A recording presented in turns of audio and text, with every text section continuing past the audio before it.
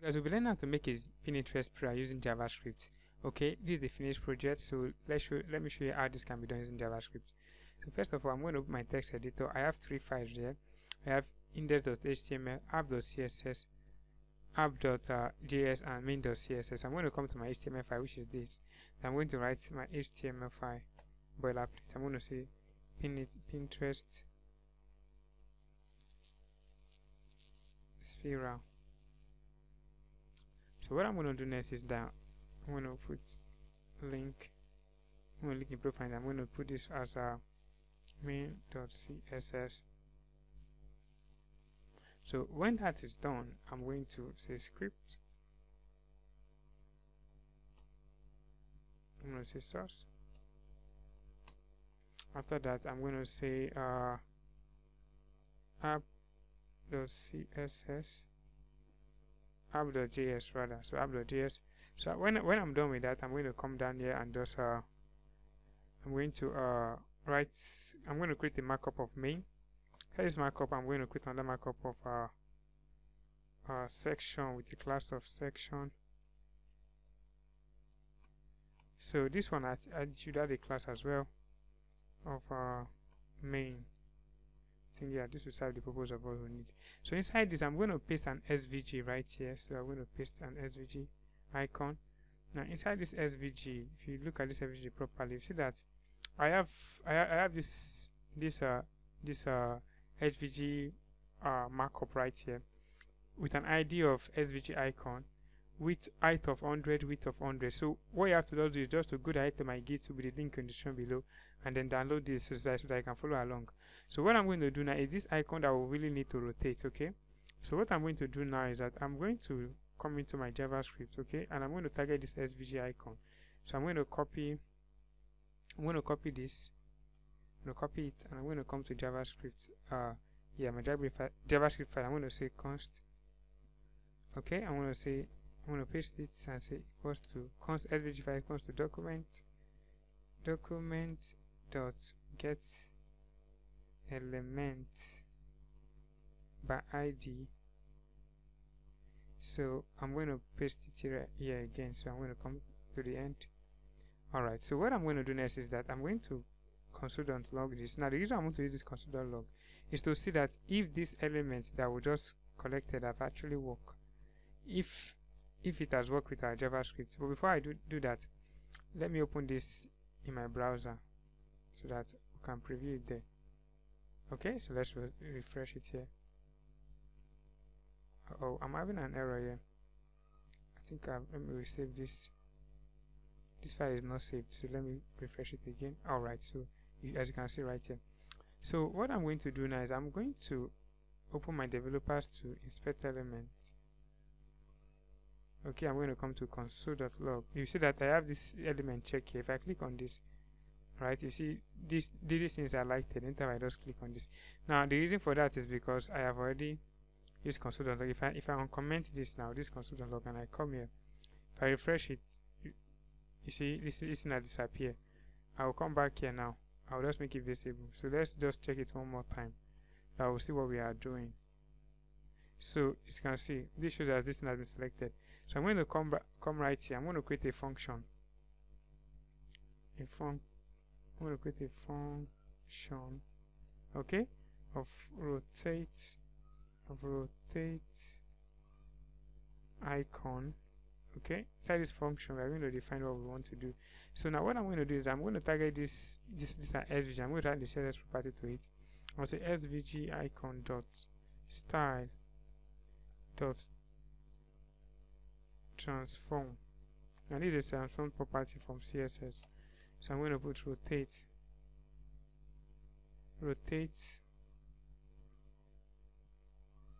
45 DGE. Alright, so I'm going to do it like this. Now let me rotate this in side by side. Let us see what we are doing. Let me also put this side by side. Now we are bringing this 45 degrees. Let's see if this will work out for us. Alright, I'm having an error here.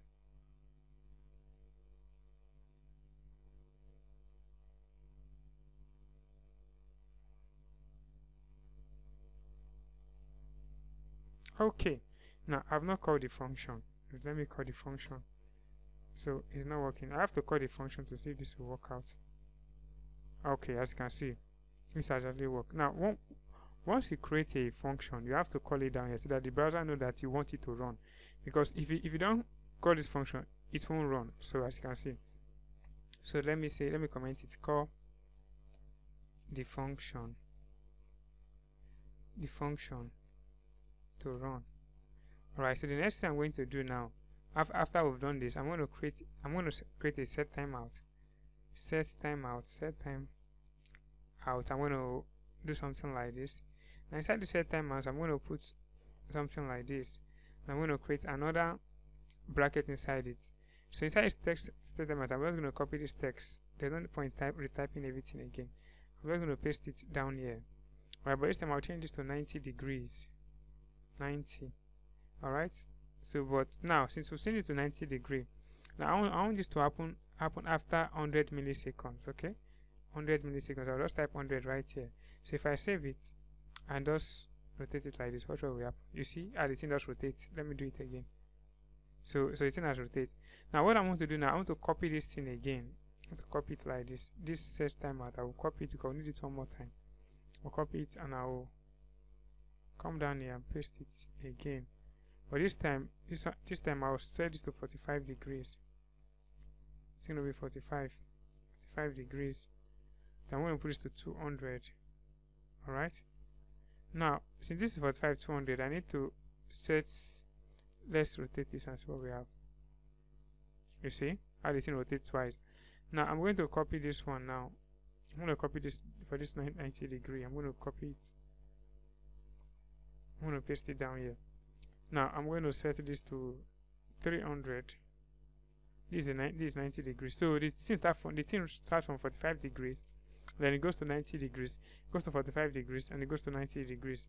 I'm going to put this to 300. Now, the reason why we are putting it like this, the reason why we are putting 100 after 200, because after 100 seconds, okay, this is going to wait, and then this is going to run.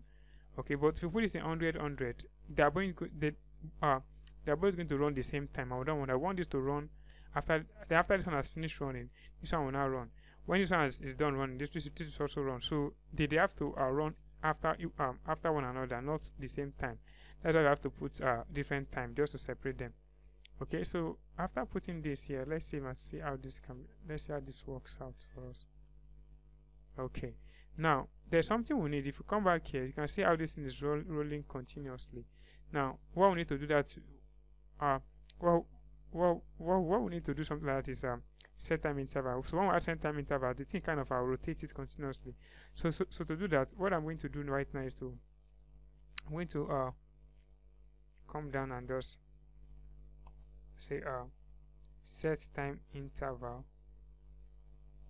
I'm going to do something like this. So when I'm done with that, I will get this icon, save it. I'll come down and just say okay. I'll just paste it right here, set time interval, and I'll put a comma to separate it. So when I'm done, I'll just put a time. I'll just put how long did I want this to happen. Since this is 300, it makes sense for me to put something like 400 here. Now the reason I'm putting 400 here is that after this has happened, okay, 300, okay, the next after this has happened and after this has finished running, then this should run.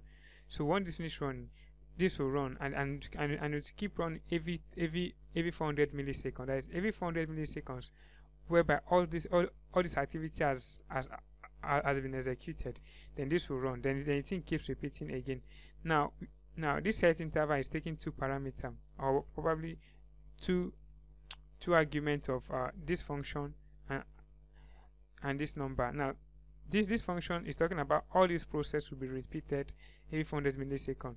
So this is the interval now, and this is the function I want to rotate after this interval. So I'm going to save it now and just rotate it. Let's see what we have. You see how the thing is rotating. Now, now if I use this number, it will be faster, but I'm not going to waste my time to do that. So we can tweak this number to see how fast this thing can go. Now what I'm going to do next for myself is I'm going to come to CSS, because if you come right here, all right, see that this is centered in the middle. So want to apply Flex-box to it, so I'll center it in the middle. So what I'm going to do now, I'm going to come here. I'm going to say main. I'm going to target my main. Okay, I'm going to say width of 100 VW. Okay, I'm going to say height 100 VH. I'm going to say display flex.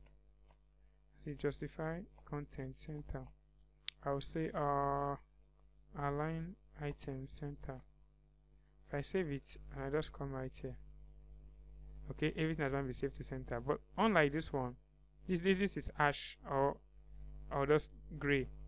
So I want to change this color as well. So I might come back to my HTML. Okay, I'm going to come back here. Now, one thing about SVG is that you can add a field there. You can add a field.